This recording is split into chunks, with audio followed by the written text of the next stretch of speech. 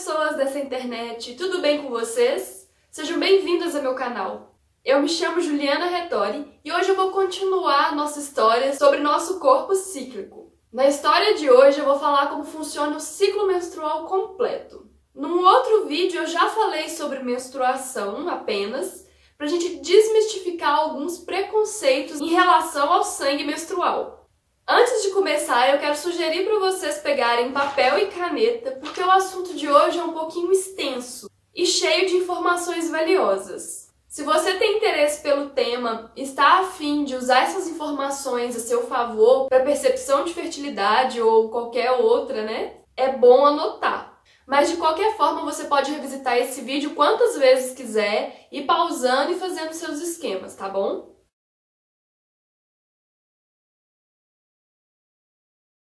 O primeiro dia de menstruação marca o nosso primeiro dia do ciclo. É quando a camada mais interna do nosso útero, o endométrio, se desprende. O endométrio é formado para receber o óvulo fecundado. E quando não há fecundação, o nosso organismo faz uma limpeza, descartando um sangue cheio de nutrientes. Por isso que esse sangue pode ser jogado nas plantinhas, porque ele é um ótimo adubo. Nesse momento, uma glândula que fica localizada no nosso cérebro, chamado hipófise, manda uma mensagem para que se comece a produzir um hormônio chamado folículo estimulante. Esse hormônio estimula os folículos ovarianos, que é uma bolsinha que guarda os óvulos não maduros a fim de amadurecê-los, que mais tarde irão se desprender do ovário. No período menstrual, o colo do nosso útero fica mais baixo e com a textura mais durinha. O que o nosso corpo pede nesse momento é respiro, descanso e cuidados. A nossa atenção começa a ser solicitada para as nossas questões internas, porque é um processo um tanto desgastante para o nosso organismo. Por isso, é necessário evitar alguns esforços físicos e mentais dentro do possível.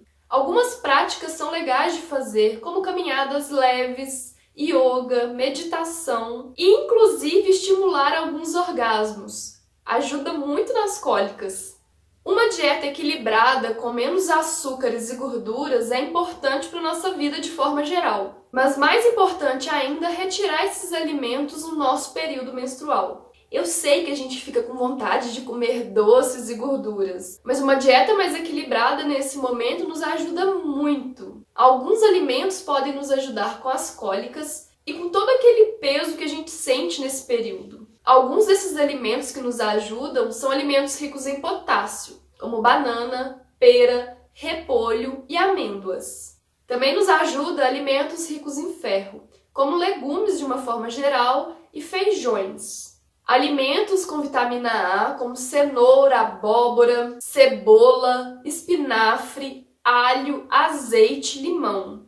E ajuda muito a abusar de alimentos diuréticos, como abacaxi, pepino e melancia. Além de beber muita água nesse período, alguns chás também nos beneficiam muito, como os chás de camomila, artemisia e tanchagem. Se a gente fosse traçar um paralelo com a natureza, que também é cíclica, esse momento corresponderia à nossa meia-noite, ou ao nosso inverno, ou ainda à lua nova. Em algumas culturas pagãs, como a cultura celta, esse momento poderíamos ser consideradas bruxas, que ficam ali mexendo o seu caldeirão. Inclusive, o caldeirão, nessas religiões pagãs, simboliza o útero da deusa. É bonito isso, né, gente? Já na tradição andina, o momento da menstruação é simbolizado pela serpente. A serpente é um animal que troca de pele, que descama, assim como o nosso útero. A serpente também é um animal que desce muito fundo na terra, conhecendo seus segredos mais profundos, fazendo esse movimento introspectivo como a gente na menstruação. Vocês lembram que eu falei no outro vídeo que eu falo sobre menstruação que algumas sociedades tendem a considerar esse momento como um momento divino? E que ter contato com esse divino pode levar conhecimentos para a tribo toda? É como se as mulheres fizessem esse movimento da serpente de ficarem introspectivas, de conhecerem-se por dentro, de ter acesso a esses conhecimentos profundos. Talvez o fruto do conhecimento que Eva recebe da serpente e dá a Adão tenha sido mal interpretado, mas só talvez. período pré-ovulatório ou fase folicular. Logo após a menstruação, começa o período pré-ovulatório. Os folículos começam a crescer e nós começamos a produzir um hormônio chamado estrógeno. O tempo entre o início da estimulação dos folículos até o óvulo se desprender varia muito de organismo para organismo e de ciclo para ciclo. É necessário observar os padrões de infertilidade e de fertilidade pessoal. Pessoas que têm um ciclo mais longo vão ter um período pré-ovulatório maior, um período seco sem produção de muco cervical e vai demorar uns dias para ovular após a menstruação. Algumas pessoas podem ter um ciclo muito curto e sair da menstruação e logo ovular. Por isso, algumas mulheres relatam que engravidaram quando estavam menstruadas. No início do período pré-ovulatório, o colo do útero vai ficando cada vez mais alto, mas ainda permanece mais durinho e mais seco. Durante a pré-ovulação, o endométrio começa a crescer e a cada dia ficar com uma camada mais espessa, com sangue cheio de nutrientes. O estrógeno chega no seu nível máximo um pouquinho antes da ovulação. Percebendo esse pico de estrógeno, a hipófise, aquela glândula que fica no nosso cérebro, entende que é hora de enviar um outro mensageiro, o hormônio luteinizante, que é responsável pela liberação do óvulo. Nos dias antes da ovulação, o colo do útero começa a ficar mais mole, mais suave, aberto e úmido. No início do período pré-ovulatório, podemos ter um período seco, mas à medida que vai se aproximando da ovulação, o nosso organismo começa a produzir o muco cervical. Quando o muco é menos aquoso e menos elástico, significa que estamos um pouquinho longe de ovular. O muco mais aquoso e mais elástico, como uma clara de ovo, significa que estamos cada vez mais perto de ovular. O muco mais aquoso também significa que estamos na nossa janela fértil. Na janela fértil, o nosso útero possui as condições ideais para que o espermatozoide sobreviva por mais tempo, podendo chegar até 3 dias de sobrevivência. Para quem deseja engravidar, pode aproveitar esse momento, mas para quem não deseja, a atenção deve ser redobrada.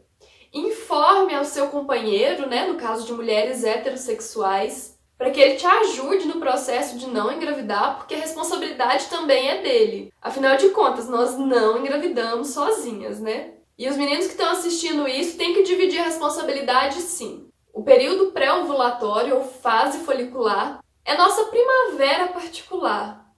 É nosso amanhecer ou ainda nossa lua crescente. É o momento que geralmente estamos com mais energia, mais dispostas, lidando melhor com os assuntos externos a nós. A fase folicular na cultura pagã pode ser considerado o período abençoado pela deusa na sua face donzela, porque depois da menstruação estamos renovadas, estamos fresquinhas novamente. Na cultura andina, esse momento é o momento da águia, pois estamos alcançando novos voos, procurando nossas caças com um olhar mais aguçado de quem tem um alvo, um objetivo. Ovulação. Quando o hormônio estrógeno chega em seu auge e estamos também no auge da nossa umidade cervical, o hormônio luteinizante libera o óvulo dos folículos. Nesse momento, o colo do útero está com a textura suave, está aberto e alto. A nossa vulva está mais inchadinha e mais aberta, como se fosse uma flor que desabrochou. O óvulo sai do ovário e chega à tuba uterina, e é na tuba uterina que ele pode ser fecundado. Lembrando que os espermatozoides podem durar até 3 dias no nosso organismo, enquanto o óvulo, se ele não for fecundado, sobrevive apenas 24 horas. Como eu já disse, o período pré-ovulatório pode variar de pessoa para pessoa e de ciclo para ciclo. Da ovulação até a menstruação são 14 dias, e isso não varia. Então não é a menstruação que atrasa ou adianta, e sim o período pré-ovulatório que varia o seu dia. A notícia boa é que identificando o dia que a gente está ovulando, a gente pode ter ali com uma certa certeza o dia que a gente vai menstruar. Então dá para fazer um planejamento ali para não ser pega de surpresa. Para quem deseja fazer a percepção da fertilidade de uma forma mais natural, eu tenho uma notícia para vocês. É possível possível, mas a famosa tabelinha não funciona, porque as condições de fertilidade, como eu já disse, pode variar de um ciclo para outro, dependendo ali de questões emocionais, né, fatores estressores ou não, e de fatores físicos, como mudanças fisiológicas. A tabelinha é baseada em cálculo que se pode fazer estimativa de quando a ovulação vai ocorrer. Mas para isso a gente precisaria ter um ciclo muito regular e muito certinho, o que não acontece com quase nenhuma mulher. Os métodos de percepção de fertilidade que são mais naturais e mais eficazes é a verificação diária do muco cervical, do colo do útero, se está mais mole, mais duro, mais baixo, mais alto, e também da temperatura basal. Esse conjunto é uma verificação sintotermal. A verificação do muco cervical e do colo do útero é ideal que se faça à noite, quando a gente já vai deitar, porque a gente já movimentou durante o dia, já ficou em pé, já andou, e o muco teve tempo de descer para o nosso canal vaginal para a gente poder colher ali e verificar. A verificação da temperatura é feita com um termômetro próprio, chamado termômetro basal, e o ideal é sempre fazer no mesmo horário sempre, de preferência de manhã, quando os músculos da vagina estão mais relaxados e mais descansados. Durante o período pré-ovulatório, a gente tem um padrão de temperatura que ele é constante. A temperatura sobe depois que a gente ovula e o padrão muda. Eu vou frisar isso porque às vezes a gente aprende de um jeito errado. Eu aprendi que a temperatura ela sobe no momento da ovulação e não é, tá, gente? A temperatura sobe após a gente ovular. Então, pela temperatura dá para saber se a gente já ovulou ou não, mas não dá para saber o momento exato. O método sintotermal não é muito eficaz para as pessoas que possuem síndrome do ovário policístico ou pessoas que estão no pós-parto ou ainda que tomam anticoncepcionais. Até porque quando a gente toma anticoncepcional a gente não ovula. Outra coisa que a gente precisa desmistificar é a relação entre a ovulação e o desejo ou prazer feminino. Existe um mito de que quando estamos ovulando ou na nossa janela fértil, sentimos mais prazer, mais desejo sexual. E isso não é verdade. O desejo sexual envolve muito mais uma condição psicológica do que apenas a ação dos hormônios. Depende de mulher para mulher, de fatores emocionais, da relação que temos com o nosso corpo, da relação que temos com nossos parceiros ou parceiras. Até mesmo o medo ou a vontade de engravidar pode interferir no desejo sexual. Quanto ao prazer, vamos lembrar que o órgão responsável pelo prazer feminino é o clitóris, e ele fica na vulva, na parte externa do nosso corpo. Nem o prazer e nem o desejo estão associados ao nosso ciclo de fertilidade. Senão, o que seria das pessoas que já entraram na menopausa, ou ainda nem menstruaram? Ou das mulheres que não possuem um ciclo regular ou até mesmo a ausência de ciclo. Não sentiriam nem prazer e nem desejo. E isso a gente sabe que não é verdade, não é mesmo? Esse tipo de pensamento é fruto de uma sociedade que considera a mulher somente como reprodutora. Para a nossa sexualidade, a reprodução é uma função secundária e opcional. O que pode acontecer é que a ovulação pode facilitar a penetração para as mulheres heterossexuais, porque, como eu já disse, a gente fica mais úmida e mais aberta. Mas é só isso. Fazendo paralelo com os ciclos da natureza, quando estamos ovulando, estamos no nosso meio-dia, ou no nosso verão, ou ainda na nossa lua cheia particular. Geralmente, nossa energia está no auge, estamos lidando com as coisas externas de uma forma muito boa, estamos voltadas, inclusive, para essas questões externas, cuidando mais das pessoas, cuidando mais de nossos filhos, sejam eles de carne e osso, ou seja ele um projeto que a gente criou, que a gente deu à luz. Na cultura pagã, o período da ovulação pode ser representado pela deusa em sua face de mãe, pois, como eu já disse, estamos mais cuidando da parte externa, das outras pessoas, das nossas relações, sejam com parceiros, parceiras, filhos, trabalho, amigos, família. Na tradição andina, o animal que representa esse período é o beija-flor, que ele é símbolo do amor incondicional, o amor pelos outros, E ele também é o símbolo da fecundação, pois vai ali de flor em flor fecundando, não é mesmo? Fase lútea e período pré-menstrual. Logo após a ovulação, o nosso organismo diminui a produção de estrógeno.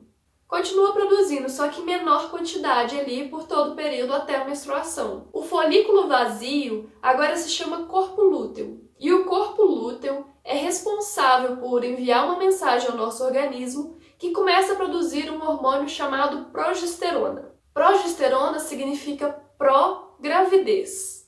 Esse hormônio informa aos folículos que eles podem parar de amadurecer os óvulos para que não aconteça uma ovulação extra. Mas às vezes pode acontecer de amadurecer mais óvulos, e isso ocorre às gestações de gêmeos ou trigêmeos.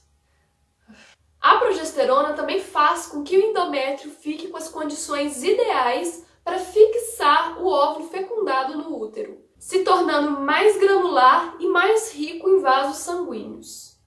É exatamente a ação desse hormônio, da progesterona, que faz com que a temperatura basal se eleve. Se o óvulo não for fecundado, ele sobrevive apenas 24 horas e é descartado na menstruação seguinte. Se a fecundação ocorre, o embrião leva cerca de 7 dias da tuba uterina até o útero.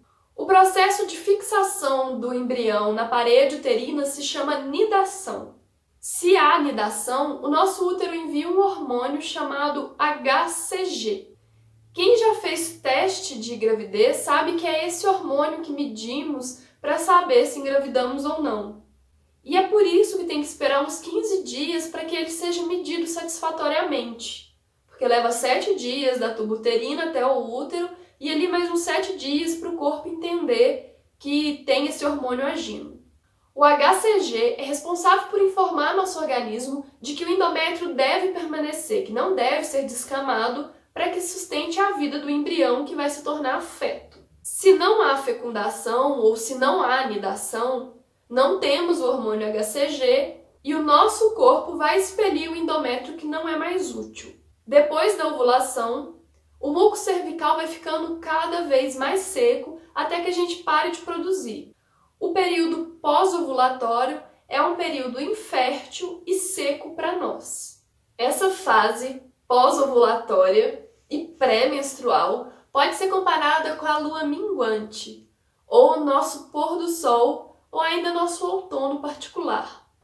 É quando o nosso corpo começa a nos lembrar que a gente deve poupar energias, olhar para a gente também, para as nossas questões internas e de colher os frutos que nós plantamos no início do nosso ciclo e saboreá-los. Esse período na tradição pagã pode ser representada pela deusa em sua face anciã, que é uma mulher que já viveu muito e é muito sábia e tem muita experiência. Na tradição andina, o período pré-menstrual é regido pela força do jaguar ou da onça pintada, porque esse animal tão poderoso sabe caminhar à noite, sabe reconhecer nas sombras a sua caça e fica ali à espreita, poupando energia, esperando a oportunidade certa para agir.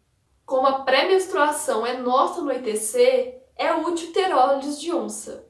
Bom, é isso, gente. Tentei fazer um resumo aqui, mostrar um pouco para vocês sobre o nosso ciclo menstrual. Lembrando que cada pessoa tem sua singularidade, cada ciclo é único, por isso é sempre bom estar anotando suas observações, seja numa mandala lunar ou seja num diário, e vendo qual é seu padrão.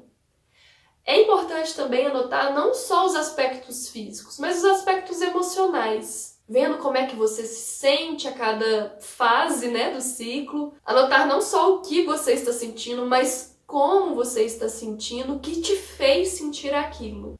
Eu sei que o vídeo ficou extenso, mas eu espero que eu tenha ajudado de alguma forma vocês a entender um pouquinho o processo do nosso corpo. Obrigada por assistirem, beijões sororos e tchau! Looks so good and looks so sweet. Na, na, na.